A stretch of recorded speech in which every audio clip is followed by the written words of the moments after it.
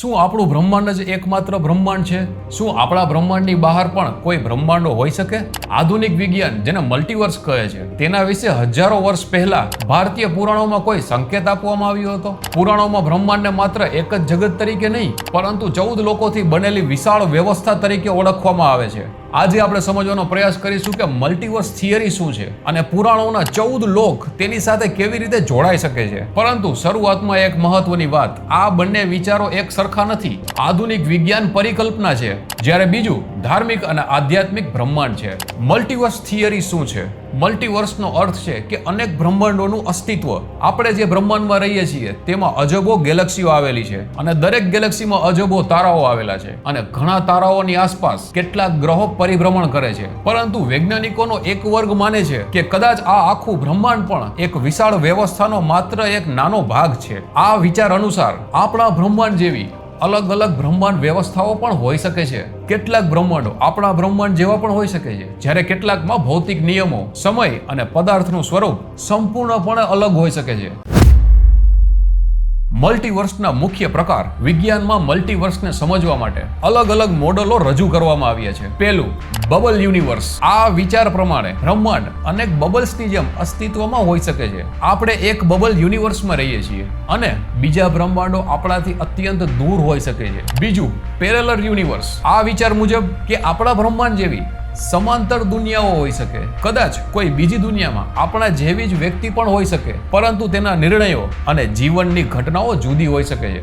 આ વિચાર વિજ્ઞાન કરતા વિજ્ઞાન કથાઓ અને ફિલ્મોમાં વધારે જોવા મળે છે, જો કે તેનો આધાર કેટલીક ભૌતિક શાસ્ત્રીય કલ્પનાઓમાં જોવા મળે છે. ત્રીજું, ઘણા પરિણામો વાળું બ્રહ્માંડ. Quantum physics. ક્વોન્ટમ ભૌતિક શાસ્ત્રની કેટલીક વ્યાખ્યાઓ કહે છે કે કોઈ ઘટનાના સંભવિત પરિણામો માટે અલગ શાખા અથવા બ્રહ્માંડ બની શકે છે. ફોર એક્ઝામ્પલ, તમે કોઈ રસ્તો પસંદ કરો છો, બીજી શક્યતામાં તમે કદાચ બીજો રસ્તો પસંદ કર્યો હોય અને આ બંને શક્યતાઓ અલગ અલગ વાસ્તવિકતાઓમાં અસ્તિત્વ ધરાવે છે. ચોથું, અલગ ભૌતિક નિયમો વાળા બ્રહ્માંડ. કેટલાક સિદ્ધાંતો અનુસાર બીજા બ્રહ્માંડોમાં ગુરુત્વાકર્ષણ, પ્રકાશની ગતિ અથવા પદાર્થના નિયમો આપણા બ્રહ્માંડ કરતા જુદા હોઈ શકે છે. પરંતુ યાદ રાખવું જરૂરી છે કે મલ્ટીવર્સ હજી સુધી સાબિત થયેલી હકીકત નથી. તે એક ભૌતિક શાસ્ત્રમાં ચર્ચાતી પરિકલ્પના છે. હવે આવીએ ભારતીય પુરાણોમાં વર્ણવેલા 14 લોક તરફ. પરંપરાગત ભારતીય બ્રહ્માંડ વિચાર અનુસાર અસ્તિત્વને 14 સ્તરો અથવા લોકમાં સમજાવવામાં આવ્યું છે અને તેમાં 7 ઉપરના લોક અને 7 નીચેના લોકનો સમાવેશ થાય છે. ઉપરના લોક સામાન્ય રીતે આધ્યાત્મિક અને દૈવિક સ્તરો સાથે જોડાવવામાં આવે છે, જ્યારે નીચેના લોકને નાગ, અસુર અથવા ભૂગર્ભ જગત સાથે જોડવામાં આવે છે. આ લોકને માત્ર ભૌગોલિક સ્થળ તરીકે સમજવા કરતા કેટલાક લોકોને તેને ચેતનાના સ્તરો અથવા અસ્તિત્વના અલગ આયામો તરીકે પણ સમજાવે છે. ઉપરના 7 લોક. ભૂલોક. ભૂલોક એટલે આપણું પૃથ્વી જગત. અહીં માનવ જીવન, પ્રાણી જીવન, પ્રાકૃતિક અને ભૌતિક જગતનો સમાવેશ થાય છે. પુરાણોમાં ભૂલોકને કર્મભૂમિ તરીકે પણ જોવામાં આવે છે. એવું જગત જ્યાં જીવ પોતાના કર્મો દ્વારા પોતાનું જીવનની દિશા નક્કી કરે છે. ભૂવરલોક. ભૂવરલોકને પૃથ્વી અને સ્વર્ગ વચ્ચેનું સ્તર માનવામાં આવે છે. પરંપરામાં તેને વાયુમંડળ, સૂક્ષ્મ જગત અથવા આત્માઓના નિવાસ સાથે જોડવામાં આવે છે. આ લોકને એવી અદ્રશ્ય શક્તિઓ અને સૂક્ષ્મ અસ્તિત્વ સાથે જોડવામાં આવે છે જે સામાન્ય માનવીની ઇન્દ્રિયોથી દેખાતા નથી. સ્વરલોક. સ્વરલોકને દેવતાઓનું જગત માનવામાં આવે છે. ઇન્દ્રનું રાજ્ય અને દૈવિક સુખ સંપત્તિનું વર્ણન સામાન્ય રીતે સ્વરલોક સાથે જોડાય છે. પરંતુ પૌરાણિક વિચાર મુજબ સ્વર્ગ પણ શાશ્વત નથી. સારા કર્મના ફળ પૂરા થયા પછી જીવને ફરી બીજા લોકમાં જન્મ લેવો પડી શકે છે. મહરલોક. મહરલોક મહાન ઋષિઓ અને જ્ઞાનીઓનું લોક માનવામાં આવે છે. અહીં તપ, જ્ઞાન અને આધ્યાત્મિક ચિંતનનું મહત્વ ખૂબ વધારે છે. આ લોકને ભૌતિક સુખથી ઉપર અને ઊંડા જ્ઞાનના સ્તર તરીકે સમજવામાં આવે છે. જનલોક. જનલોકને ઉચ્ચ ચેતના ધરાવતા મહાત્માઓ અને ઋષિઓનું નિવાસસ્થાન માનવામાં આવે છે. અહીં સર્જાત્મક શક્તિ, ધ્યાન અને બ્રહ્મ જ્ઞાન સાથે જોડાયેલી પરંપરાઓ જોવા મળે છે. તપલોક. તપલોકનું નામ જ તપ પરથી પડ્યું છે. આ લોકને કઠોર સાધના, સંયમ અને આધ્યાત્મિક શક્તિનું કેન્દ્ર માનવામાં આવે છે. અહીં રહેનાર જીવ ભૌતિક ઈચ્છાઓથી ઘણા અંશે પર હોય છે એવી માન્યતા છે. સત્યલોક અથવા બ્રહ્મલોક. સત્યલોકને આ 14 લોકમાંથી સૌથી ઊંચું લોક માનવામાં આવે છે. આ લોકને બ્રહ્માજીનું નિવાસસ્થાન અને તથા બ્રહ્મ જ્ઞાનનું ઉચ્ચતમ સ્તર માનવામાં આવે છે. કેટલીક પરંપરાઓમાં તેને મોક્ષની નજીકનું સ્થાન પણ માનવામાં આવે છે. પરંતુ ભારતીય દર્શન દર્શન મુજબ અંતિમ મુક્તિ કોઈ ચોક્કસ લોકમાં પહોંચવાથી નહીં, પરંતુ આત્મા જ્ઞાન અને બ્રહ્મ સાક્ષાત્કારથી પ્રાપ્ત થાય છે.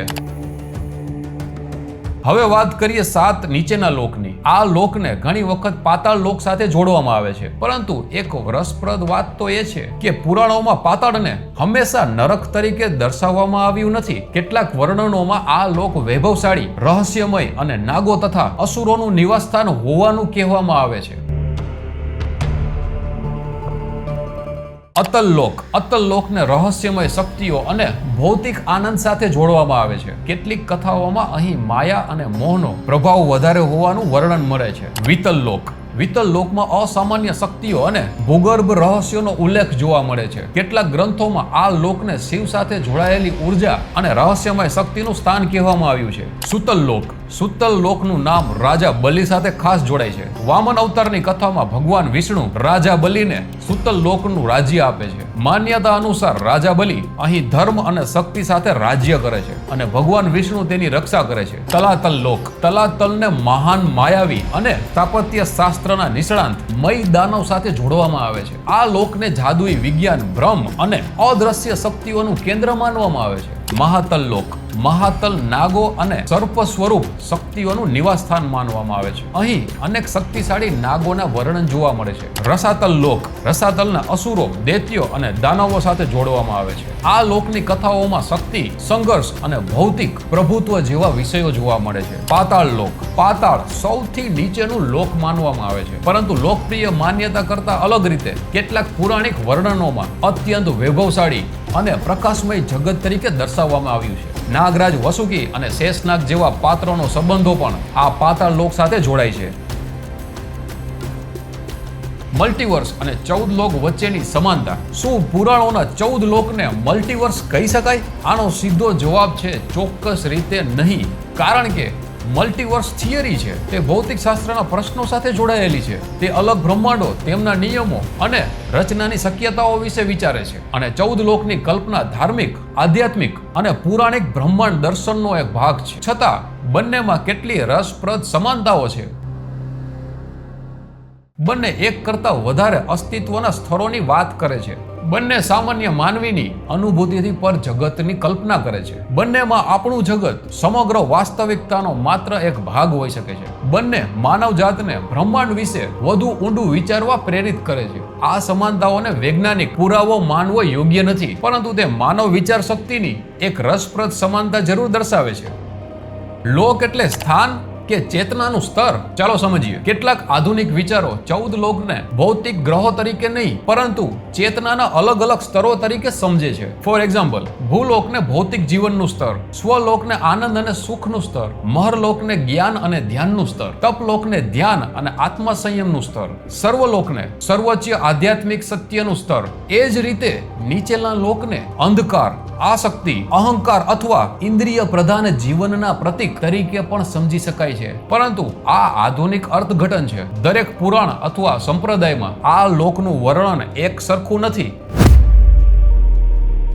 વિજ્ઞાન અને આધ્યાત્મિકતાની મર્યાદાઓ. વિજ્ઞાન કોઈ વિચારને પુરાવો, નિરીક્ષણ અને પ્રયોગ દ્વારા તપાસે છે. આધ્યાત્મિક પરંપરાઓ પ્રતીક, અનુભવ, ધ્યાન અને તત્વજ્ઞાન આ બધા દ્વારા વાસ્તવિકતાને સમજવાનો પ્રયાસ કરે છે. મલ્ટીવર્સ હજુ સાબિત થયેલું નથી. તેવી જ રીતે 14 લોકને પણ આધુનિક વૈજ્ઞાનિક સાધનો દ્વારા માપી શકાય તેવી રચના તરીકે સાબિત કરવામાં આવ્યા નથી. તેથી બંનેને એકબીજાનો સંપૂર્ણ પુરાવો કહેવો એ યોગ્ય નથી. પરંતુ આ બંને એક જ ઊંડા પ્રશ્ન પૂછે છે: શું આપણે જે જોઈ શકીએ છીએ તેનાથી આગળ પણ કોઈ વિશાળ વાસ્તવિકતાઓ છે?